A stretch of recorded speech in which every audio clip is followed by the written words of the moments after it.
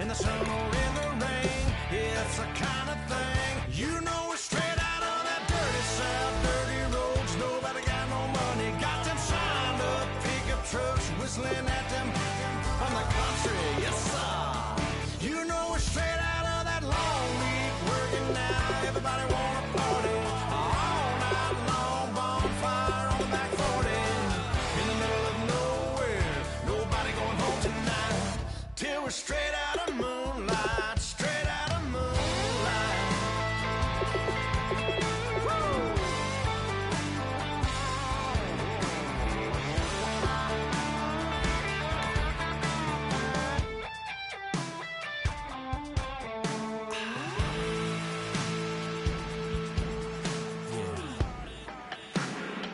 You know we're straight out of that dirty South. Dirty roads, nobody got no money. Got them signed up pickup trucks whistling at them from the country. Yes, sir.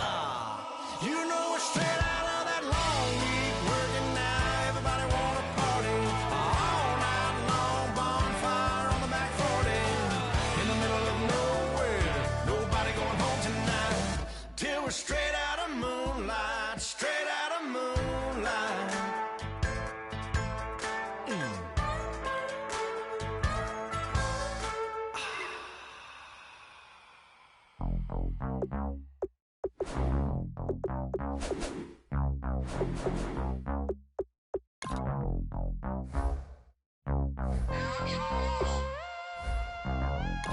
Mike Wilson,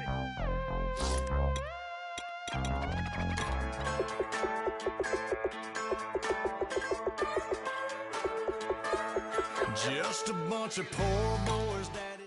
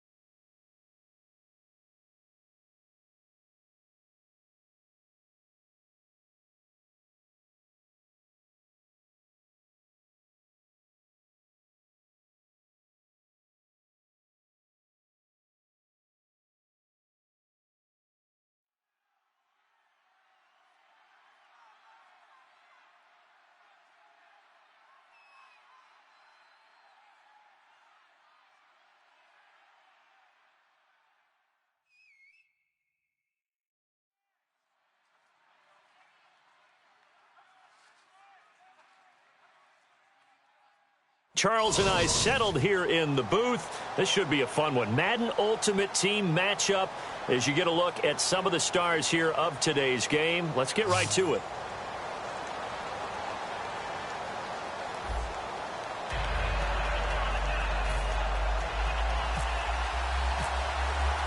Justin Tucker set to boom this one away. And here we go. We're underway in Madden Ultimate Team. This fielded a few yards into the end zone. And he will be brought down here at about the 17-yard line.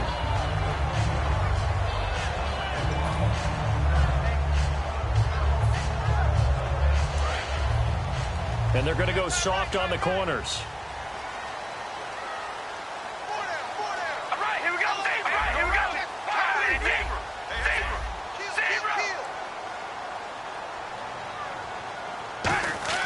On first down, Carr. This is caught by Antonio Brown. And he'll be taken down, but not before he gets this football out shy of the 30 to the 29. One thing I can say pretty safely, that route is not called if you don't have a guy who can throw the ball and put some mustard on it. Because if you're going to lollipop it in the middle of the field, bad things usually happen. It takes a strong-arm guy who can rifle it in there, and they were able to successfully complete that one. Good, strong, explosive run that started inside, which means you've got to control those defensive linemen, the defensive tackles, the nose guards. Those guys have to be controlled. How about the offensive line, the job they just did? Yeah, key that A-gap usually on those runs, right? That's where it all starts because everyone wants to kind of control that area. It disrupts things from the defensive side and the offensive side. As we just saw, it opens up possibilities. It'll be a gain of 8 yards, and it'll make it second down. That was not a completion that results in a highlight video. But at the same time, if you have those kind of completions all game long, eventually one of them might turn into a highlight. And nothing doing. He's immediately taken down at the line of scrimmage. He got maybe a half yard at most, but officially they'll be left with a 3rd and 2.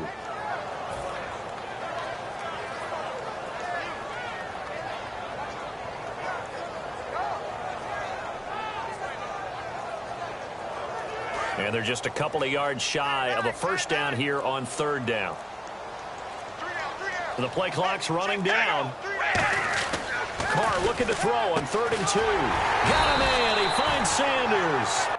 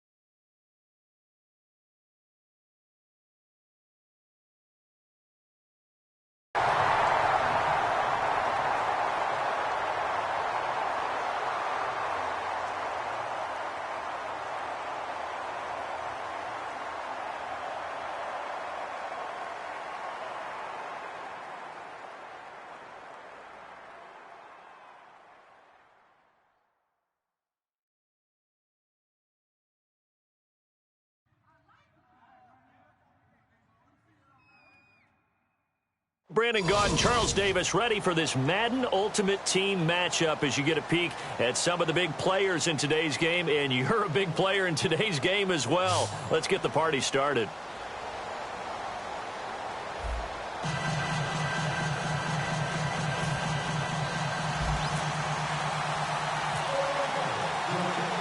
The Broncos kickoff unit out there to kick this one away. And a fair catch signaled for and taken successfully.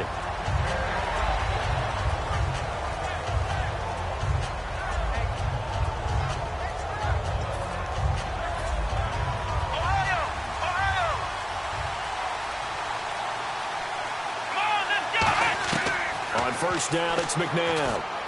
It's hauled in by Torrey Smith. And he's able to get this one up to the 45-yard line. Well, for teams that like to play man coverage, running corner routes can be tough on them because of the ability of getting into it. Sometimes you're squaring it off. Sometimes you're just rounding it. Sometimes there's a fake. Sometimes there's not. That makes it very, very difficult for a DB to stay with it. A loss of a full 3 yards, and now it's second down. The evaluation process in today's NFL does not take into account as much bulk. He'll be brought down by the Broncos. It's a sack. Jason Pierre-Paul in there to bring him down for a loss of 7. And the offense now will try to regroup after the sack on second down. And the Broncos go to a nickel set on third down. Yeah, they've got an extra DB out there. Looking deep downfield. Looking for Johnson, and it's intercepted. A great read, and it's picked off. And he'll take this across midfield and inside the 45. Partner, when you're playing cover 2, this is like a tag team for the safeties.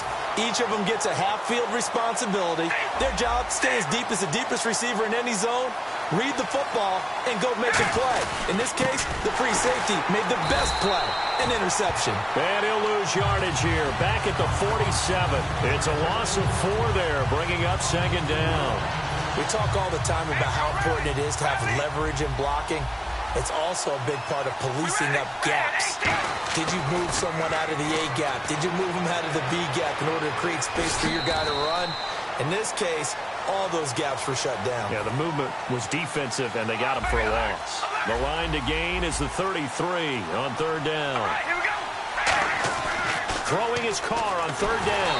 Oh, the ball comes out on the hit, but they'll say it's incomplete. Putting pressure on the guy throwing the football is always good, but when you can couple that with contact on him that leads to an incompletion, as we just saw there, that's winning football.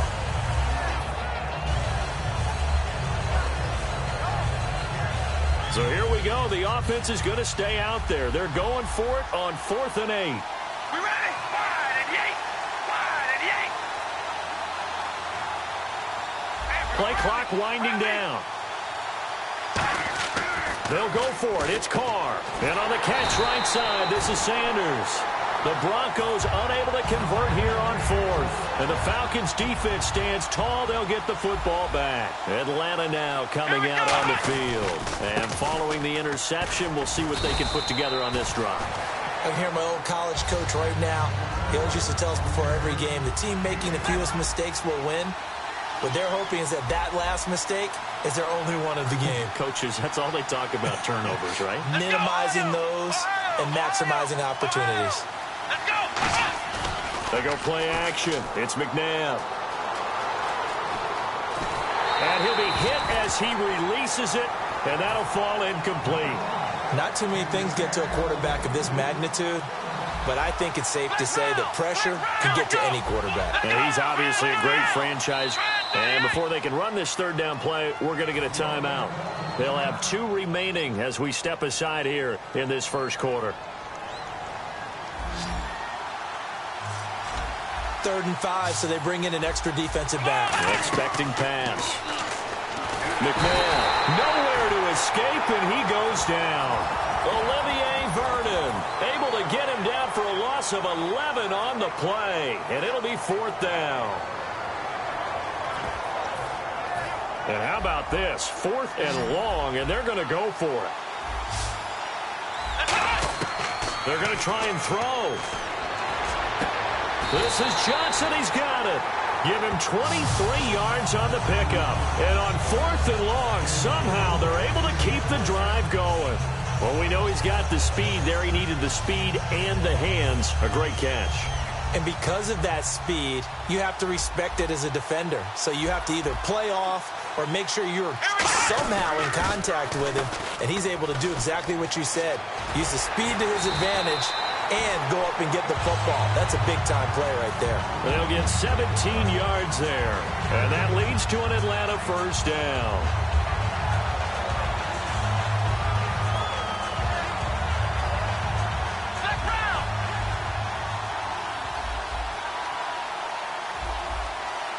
One man in the backfield, Elliott. Alongside Charles Davis, Brandon Gaudin, it's the Falcons.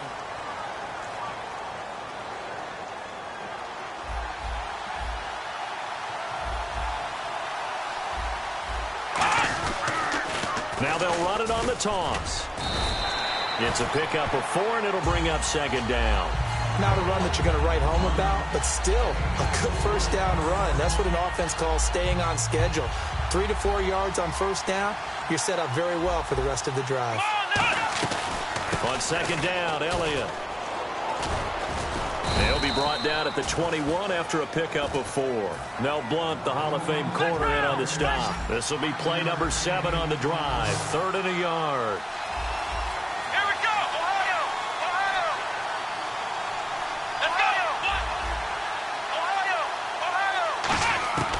Out of the gun, McNabb. And that is incomplete. Johnson was the intended receiver, and it's 4th down. Really good, smart play by the defense, understanding 3rd and short, guarding the first down sticks, and being able to make a play on the football and bat it down. And now before they run this play on 4th and 1, we're going to get a break and a timeout. That's their second, so they'll have 1 remaining here in this 2nd quarter. We'll be right back. And Tucker's kick right there. It's good. And the Falcons are out to a 3-0 advantage. And we were scoreless up until this point in the 2nd quarter. Now we finally have a little action. Let's see where this action takes us. First quarter, no points at all. Now we've got our first score of the game. Well, does that signal that we're going to get more as we go along? Or will it revert back to what we saw in the beginning of the game? The Bronco offense now set to come back out onto the field. And on that last drive, went for it on 4th, turned it over. A good job by their defense, though. They held them to 3, but this offense, they've got to be a little bit better, a little bit more careful here. And sometimes when you see these calls on 4th down, when they decide to go for it, it's not necessarily the coach saying, I believe in my offense. Sometimes the coach saying, I believe in my defense. I can afford to go for it here, because if we don't get it, I don't think we'll give up more than 3. And that's exactly what happened there. You think that factored in? I do. I think that he had that in his mind going into the game, that I'm going to be aggressive on offense because I know I've got a defense that can hold up their end. Give them 11 yards and time and a new set of downs. And there's a completion to the tight end. And look at the size of these players nowadays. At that spot, 6'4", 6'5", and up. A lot of guys used to be basketball players, somehow came back to football. And that's really good for the game of football. You're getting better athleticism, great hand-eye coordination, guys who know how to control their bodies when they run their routes. They'll run it now out of the gun.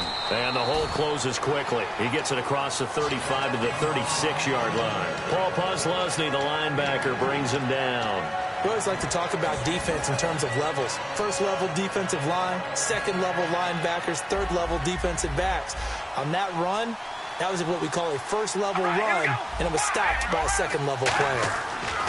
Now Carr throwing on 2nd down. This is caught by Antonio Brown. And he's finally taken down, but not before getting across midfield and across the 45-yard line.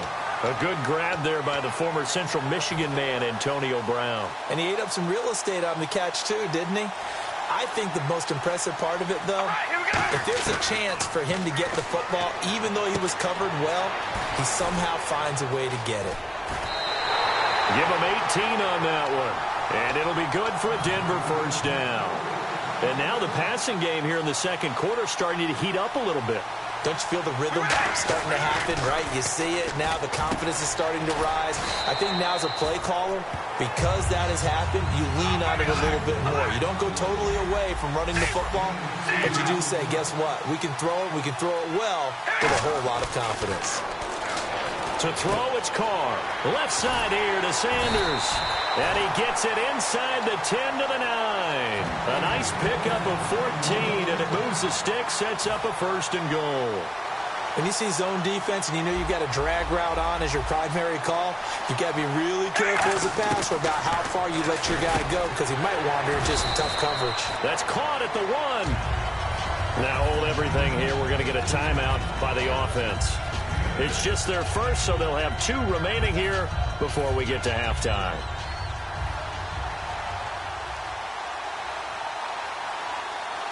Carr keeps it, and he will take it in for a Bronco touchdown. Derek Carr in the final seconds of the first half, and the Broncos have taken the lead. That's one of the better examples of clock management I've seen. Whittled it all the way down just about and still put the ball in the end zone. Yeah, just a methodical drive and something really to take into the lockers here. The Broncos kickoff unit out there to kick this one away. This one fielded at the 5. And his guys are going to start their drive right at the 20-yard line. Atlanta now coming out on the field. And you got to think, if this is anything other than just taking a knee, I'd be very surprised. Yeah, they've got enough to talk about at the half. Why do anything else? Just get out of there. Here we go. Ryan 38. Flex round. On 1st and 10, McNabb going for the deep ball. And it's incomplete. Took a shot, couldn't connect. Well, that came a little abruptly here. Still working on my apple up in the booth. Hang on here. Let me spit this out. And we can get to the 3rd quarter now.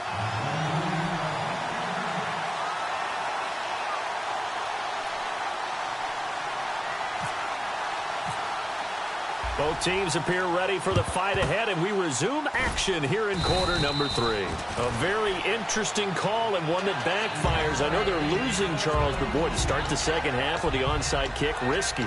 Felt like a sense of urgency from their side, coupled with, you and I both know the special teams coordinators. They sell their key plays each and every week to the head coach, don't they? And I guarantee he's been selling this one. We can get it, coach. We can get it. And that came together with that sense of urgency you talked about. And he's going to fight his way forward here for a modest gain. And give him 4 yards there. It'll be 2nd and 6. With that kind of run on 1st down, that's a winning type of a run. That just sets things up for them moving forward as they begin the drive.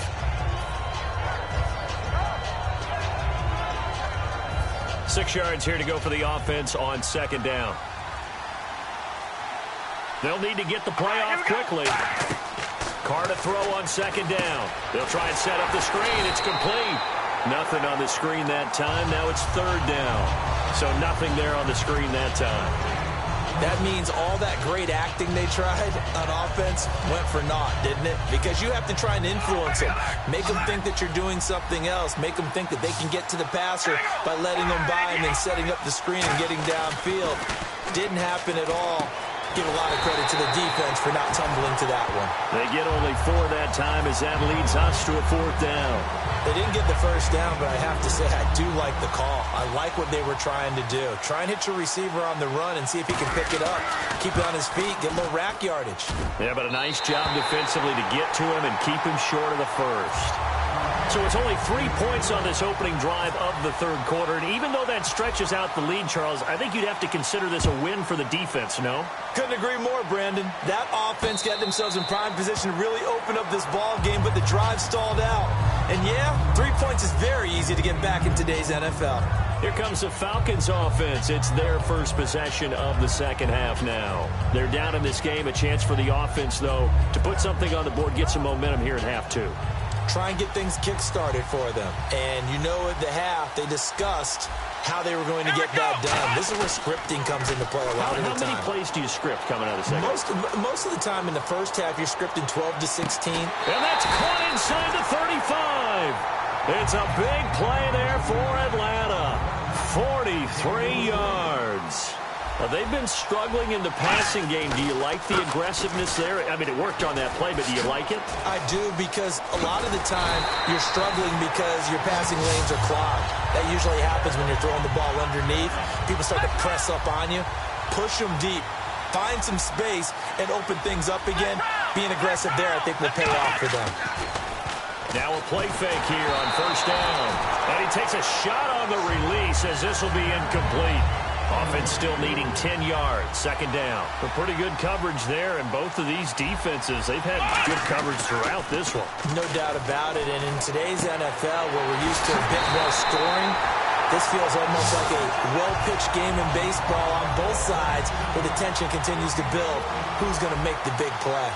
So much goes into a successful play, doesn't it? How about that play action there? Freezing the defense just enough to swing the tight end free downfield for the completion. Only a yard on the pickup there. Second and goal. And quickly they get to the line. They'll try to run it in with Elliott. And he gets in. Touchdown, Atlanta. Ezekiel Elliott punching it in from a yard away. And the Falcons are an extra point away from tying the football game. And he's able to put it through.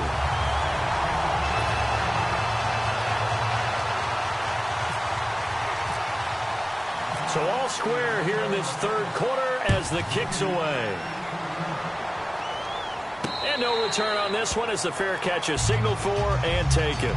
And Denver getting set to take the field. And fortunate to get points on the board last time. They had to hit a really long field goal to do so. The kickers in today's game are so good and so skilled and hit from distances that we almost start to take them for granted. And we can't do that. That's a long field goal that they got 3 points out of. They've got to feel good about that, and they better make sure they love him up because he's helped them out. Yeah, now we'll see if that offense can put 6 on the board here. We'll see. Now Carr over the middle here to Brown. And brought down, but not before reaching the 45-yard line. And this should be the final play before the quarter ends. One of the selling points of the in route is it gives the quarterback a really nice sight line to his receiver and almost on a direct shot.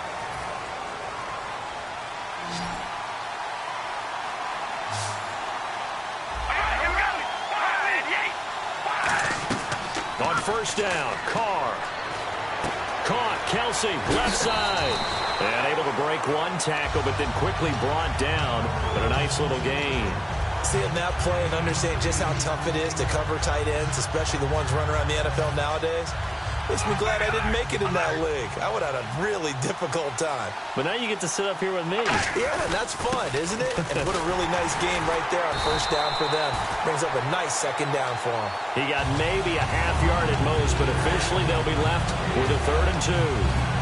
And this defense continues to give them fits. They just can't get really anything going on the ground, can they? I love the theme that you just brought up. This defense has been tough all game long against the run. We just saw another example of it there. Carr looking to throw on 3rd and 2. And it's complete to Kelsey. 9 yards on the play and a first down. He went full scale, loose, flexible, finding a way to catch the ball in some traffic for a key first down. Yeah, really a nice job of adjusting to the ball in the air. Not the most accurate of throws, but able to adjust and make the grab. And they'll go with a ground attack here. And a solid run down inside the 30. Give him 9 on the carry that time, and they're set up with a 2nd and 1. This drive is turning into an extended one, and the guy carrying the ball, he's becoming more like a body blows guy. Every carry is putting some damage on the defense. So after a while, I'm not too sure how many guys are going to want to run up and tackle him.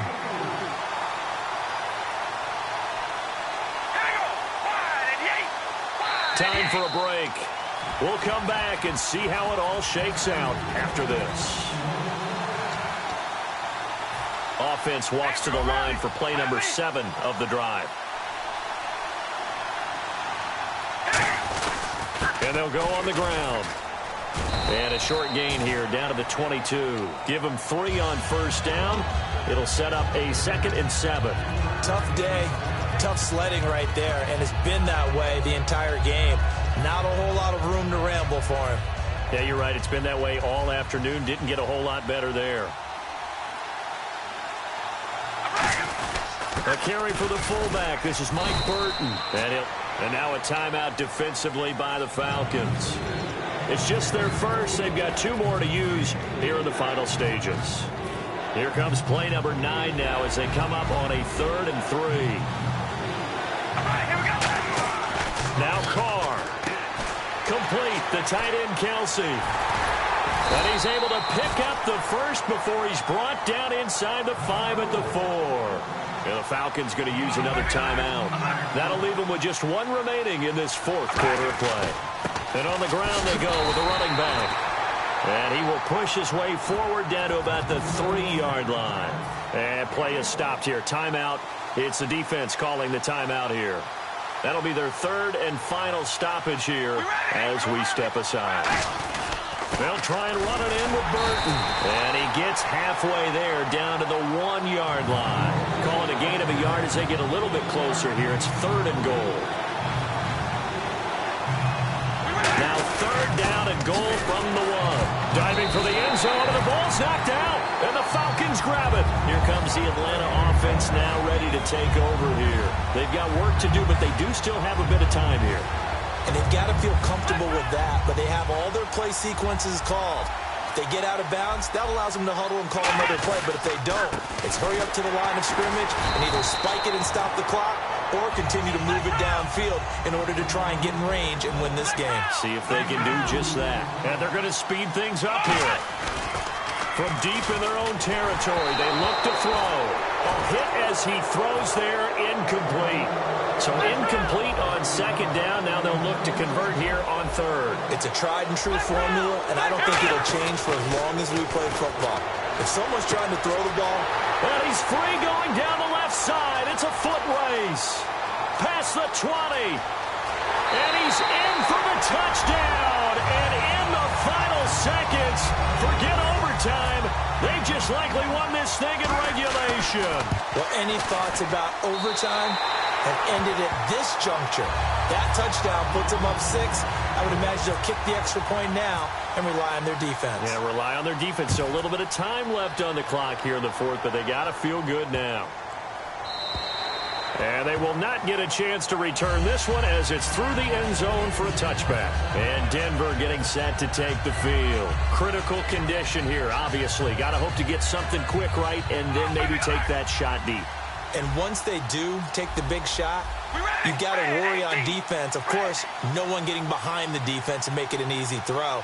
But nowadays, it's not just the ball being tipped in the air and people in the end zone in a cluster. It's that guy that's short in the end zone who comes up and ends up. Antonio Brown, kiss him goodbye. And he is across and in for the score. And now they can tie the game in the final stages with an extra point. Or they can go for 2 and go for the win. And that touchdown means a decision has to be made. Do they kick the PAT and tie it up? Or do they go for 2 and try and win it right now?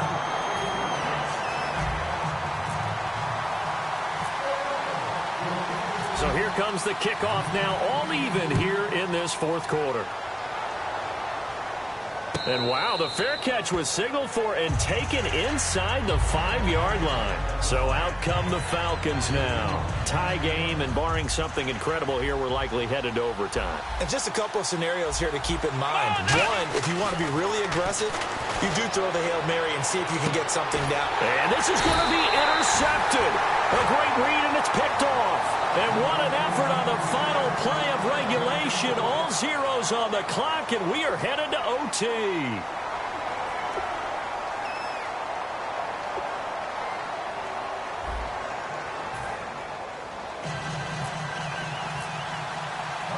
Nothing between these two teams for 4 quarters. Here we go to begin overtime. This is fielded at the goal line. And he'll take it back to about the 19-yard line. And Denver getting set to take the field. They're set for their first drive here in overtime. And this is where the crowd can really become a factor. They've had to battle it all day, but I know what you're saying. In overtime, that gets doubled, doesn't it? At least, because now the crowd really wants to be involved and help their team. And that first drive can dictate the whole thing because they know if this team takes it downfield and scores a touchdown, it's game over. It's been loud in here so far. First throw of overtime for Carr. And on the catch right side, this is Sanders. That catch good for 5. It's third down. And they're going to hurry back to the line now. Here's Carr to throw. The tight end Kelsey has it over the middle. It's a 9-yard gain, and it keeps the drive moving. And Brandon, from our time in college football, where receivers weren't running the traditional NFL route tree, one thing they did learn, find open areas, find soft spots, and set up and catch the ball. And I think we just saw that there. Yeah, we saw that indeed, picking up the first. And he'll be taken down, but not before he gets into enemy territory.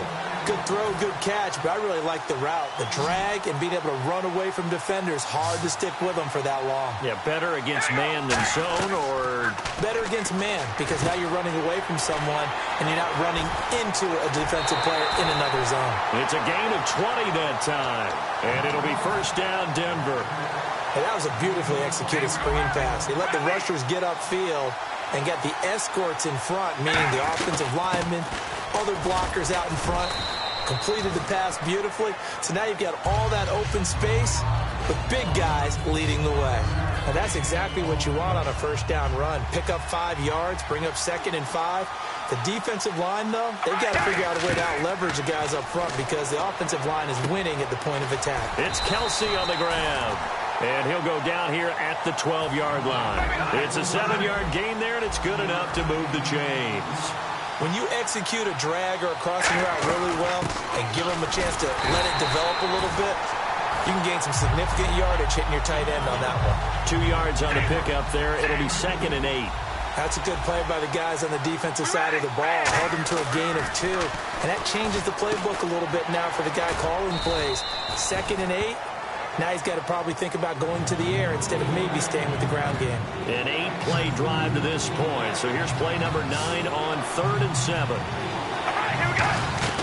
Throwing his Carr on 3rd down. Nowhere to escape, and he goes down. Dontari Poe able to track him down for a loss of 13, and it'll bring up 4th down. And Gostkowski's kick is good. And with that, they take the lead here 20-17. All right, so they're able to put 3 on the board here on the opening drive of OT, and now it'll be up to their defense to try and see this one out. So remember now, a field goal on this next drive would get us to sudden death. Any kind of turnover or turnover on downs would end the game, as would any touchdown. So this one's still very much up in the air.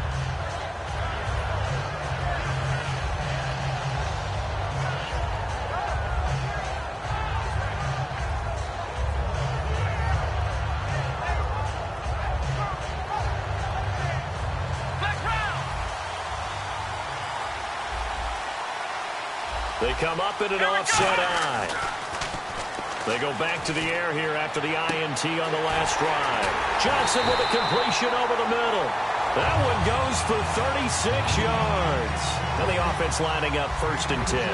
There will always be a place for methodically marching the ball downfield.